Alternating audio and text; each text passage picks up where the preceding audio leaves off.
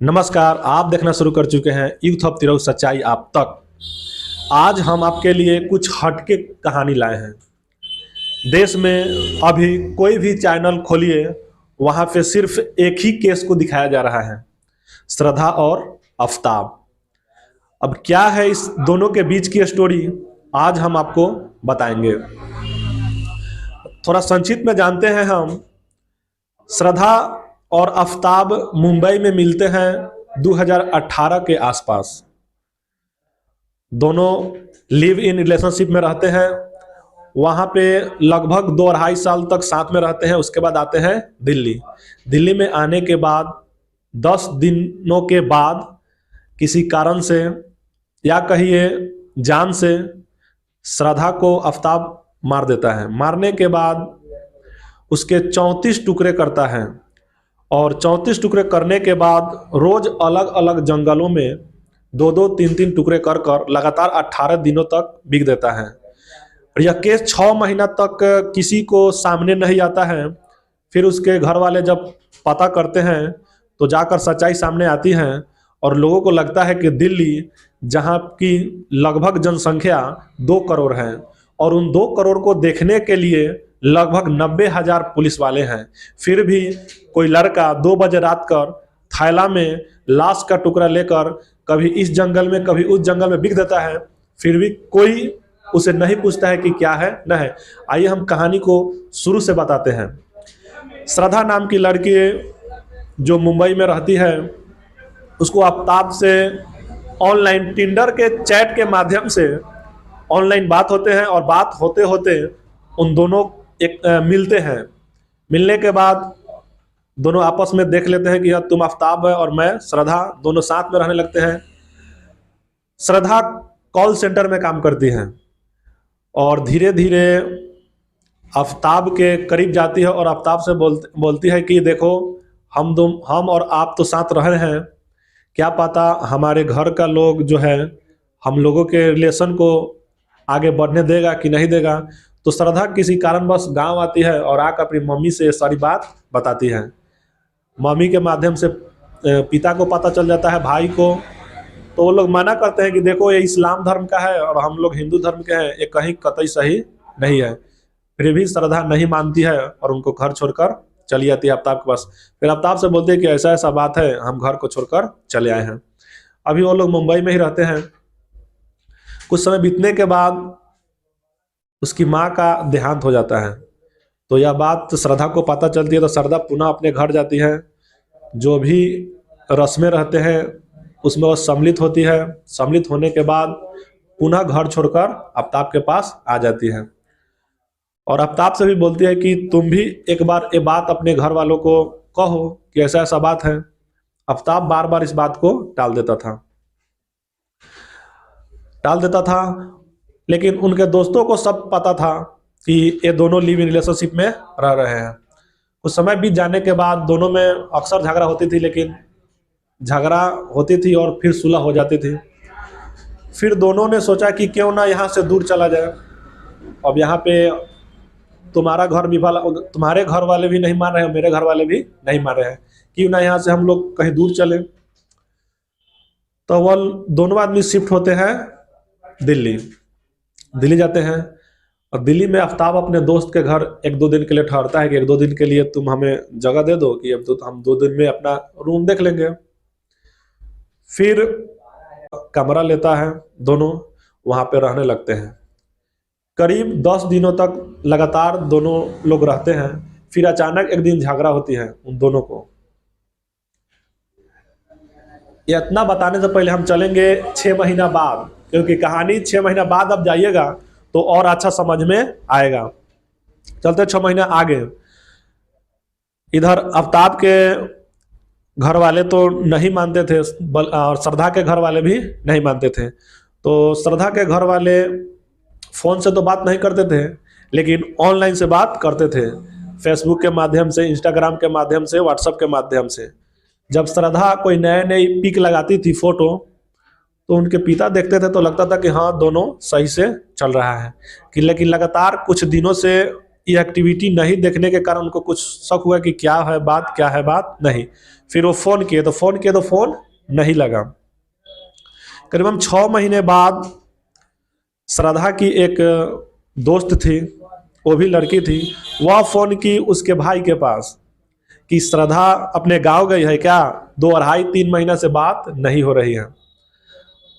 यह बात जब उसका भाई अपने घर में कहा तो उनको भी थोड़ा मन में घबराहट सी हो गई कि क्या बात है कि उधर से फ़ोन आ रहा है कि 3 महीने से बात नहीं हो रही है, और हम लोग भी फ़ोन लगा रहे थे 6 महीने से, तो हम लोग की बात नहीं हो रही थी।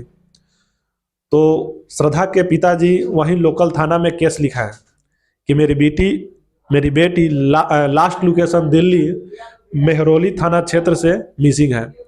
तो वहाँ का जो थानेदार थे बोले कि यह केस दिल्ली का है, यहाँ का केस नहीं है, आप वहाँ चले जाइए। तो वह पुनः यहाँ आए।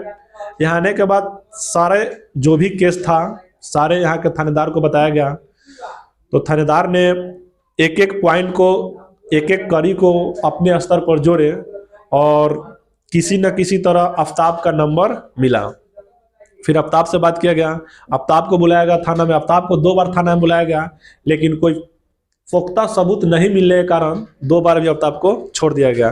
फिर एक बार और पुनः बुलाया गया आफ्ताब को, लेकिन उस समय जब वह बात बोला तो कुछ आगे का बात बता रहा था, कुछ पीछे का बात बता रहा था कि ऐसे झगड़ा हुआ, ऐसे ऐसे छोड़कर चली गई। इतना पर पुलिस को थोड़ा शक हुआ। उसके बाद उसको रिमांड में रखा, खुद थोड़ा डराया धमकाया, तो वह क्या किया, बयान कर लिया कि हाँ वह मर चुकी है और उसको मैंने ही मारा है।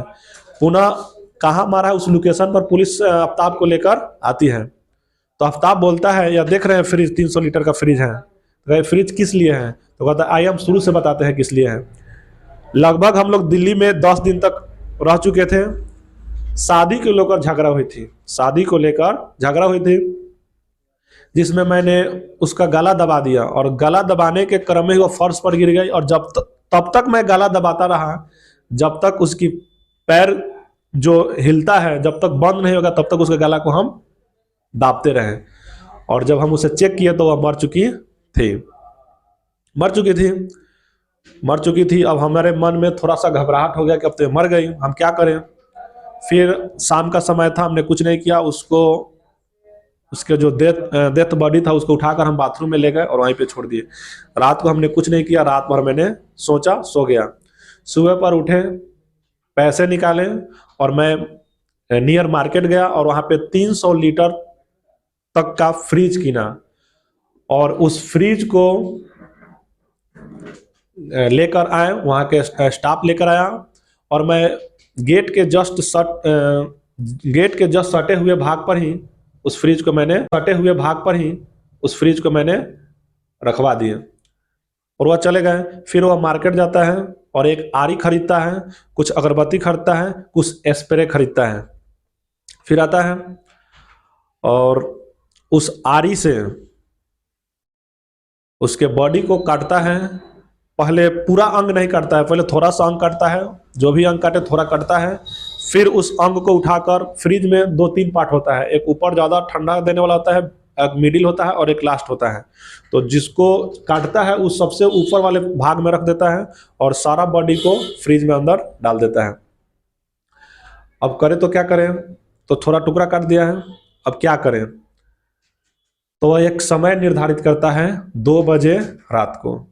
2 बजे रात को समय निर्धारित करता है। उसके पास एक पीठी बैग होता है जो पीठ पर टांगा जाता है, और पहला दिन सोचता है कि अब क्या किया जाए, तो मर गई है, इस लाश को ठिकाने तो लगाना होगा।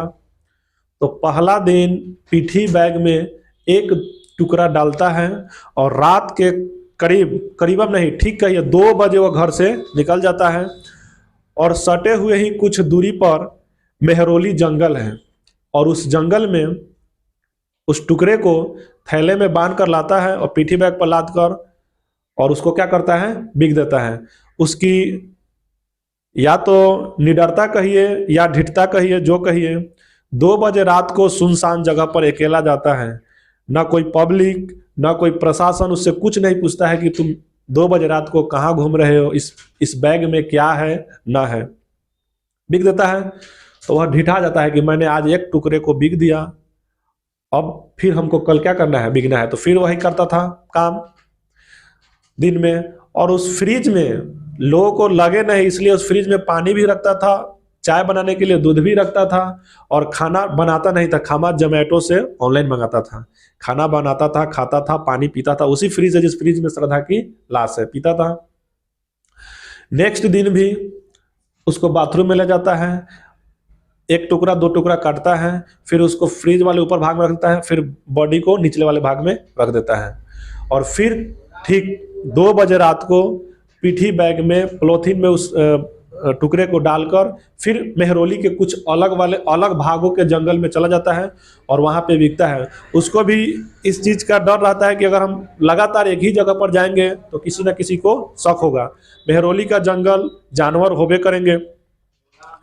इसी करते करते 18 दिन तक बिकता है। लास्ट में उसका बयान से पता चलता है कि जो सर रहता है, सर उसको लास्ट दिन बिकता है। तो पूछा गया कि लास्ट दिन ऐसा तुम क्यों बिके?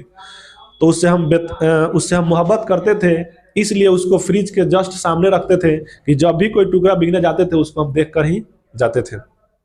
वह बताया। यह बताने के बाद दिल्ली पुलिस में सनसनी मच गई। अब पुलिस क्या कर रही है, अभी जहां जहां भी लोकेशन बताया जा रहा है आफ्ताब के माध्यम से, वहां वहां पुलिस खोजबीन कर रही है।